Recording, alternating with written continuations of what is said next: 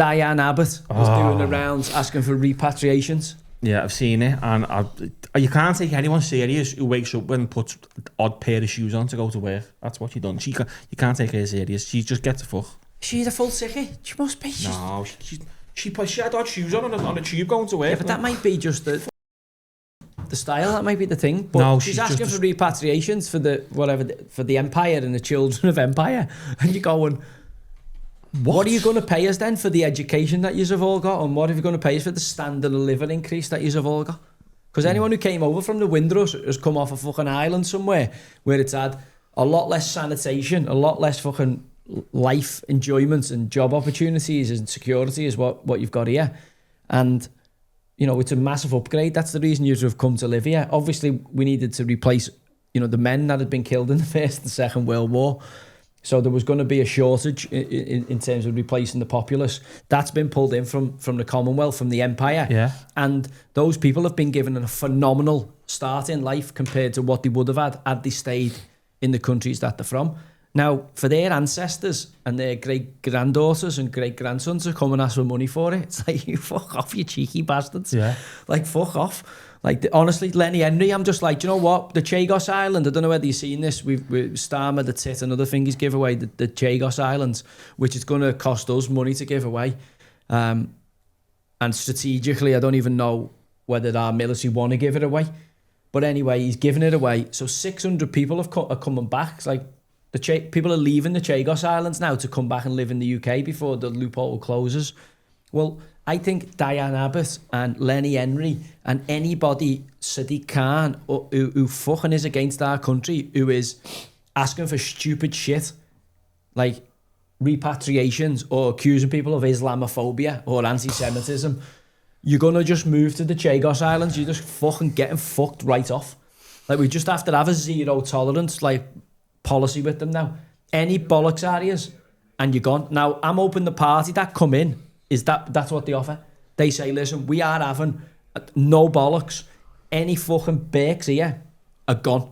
Because we've seen this week, Rihanna White,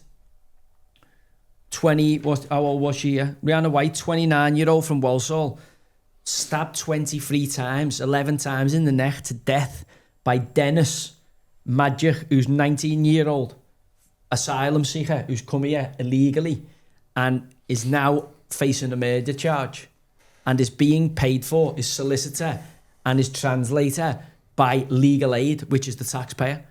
It's fucking insanity. It's suicidal empathy, and there's not just one.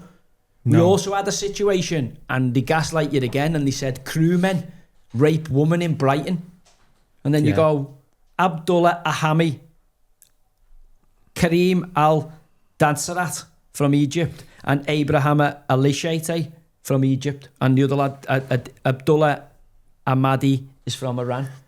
Again, illegal people who'd invaded the country, who've obviously been based in a migrant hotel in Crewe and have had a day out in Brighton and decided to rape somebody on the beach. Yeah. Like, and that could be your daughter. That's what people, these divvies on the left don't understand. We also had, and again, you know, Hyde Park, we've had Abdullah Rahman Adnan Abdullah, right? Think that's how you fucking say it. You can see he sounds fucking English, right?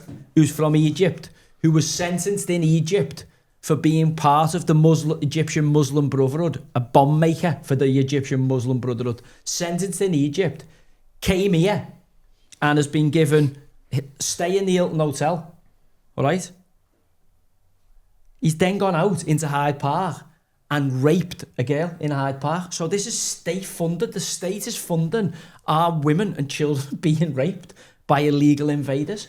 It's fucking insanity. It actually is insanity. Like, it's insane. When you say it like that, you're going, what are they thinking? Like, how can they label anybody? How is anybody on the streets here saying refugees are welcome?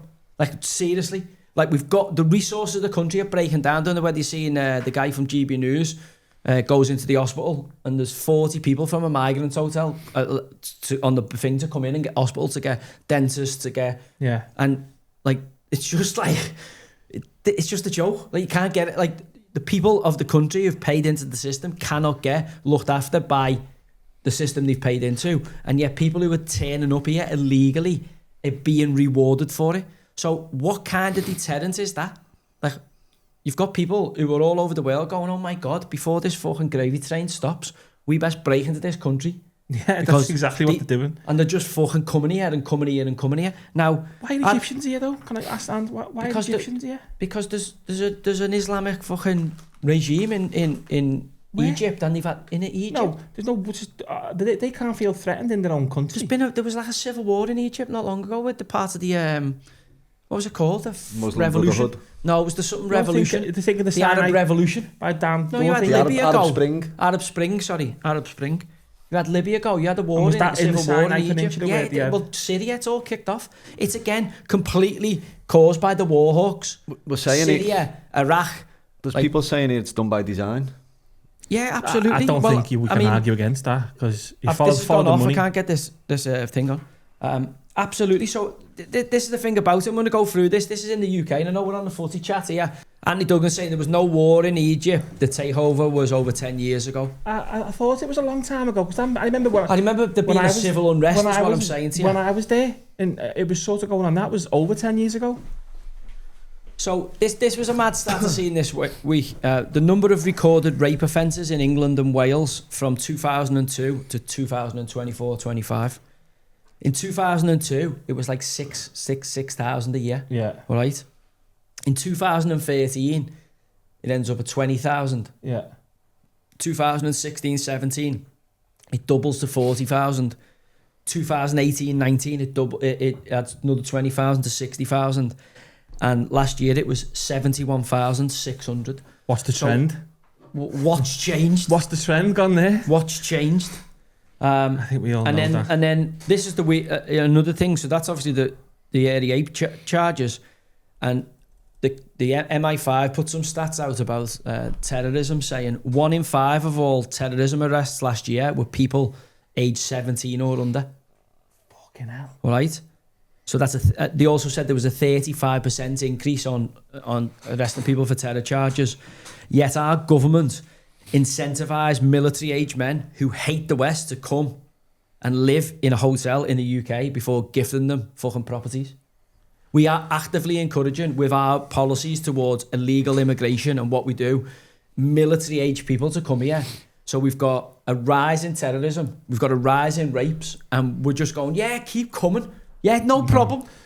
Sorry, if you're not happy with that, you're a racist. Yeah, well, it's like, what? Did you see the Tony Blair interview?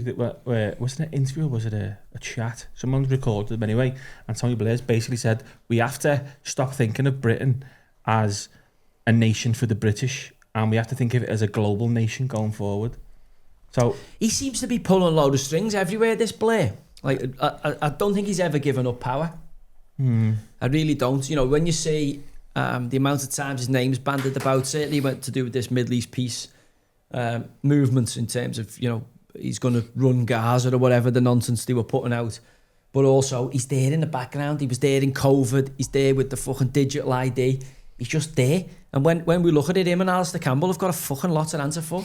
Marching us into that war in Iraq, which has destabilised that region massively. Yeah. And then the domino effect has ended up with why we've got these problems in our country, why we've got these people coming from these crazy countries, because our military and the coalition we've been out there scrapping with have fucking caused havoc in these areas.